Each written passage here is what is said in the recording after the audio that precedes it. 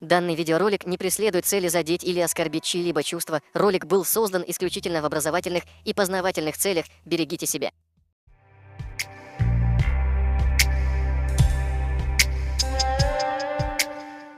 Драки и стычки в пригородном районе между осетинами и ингушами в последнее время начали происходить все чаще, чем обычно.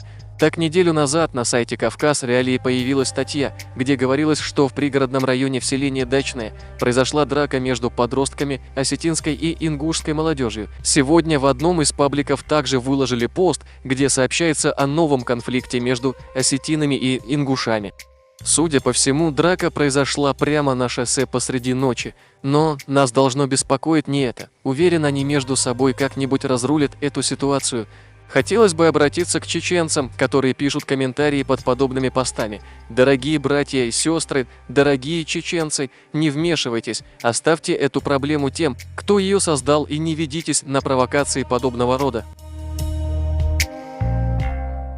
Заметьте, когда у чеченцев возникают подобные перепалки, весь этот мир становится против них, и никому не интересно, виновата ли чеченская сторона или нет. Если произошла драка между чеченцами и представителями других народов, СМИ делают из нас виновными, и одобрительные или выгораживающие комментарии за нас никто не пишет.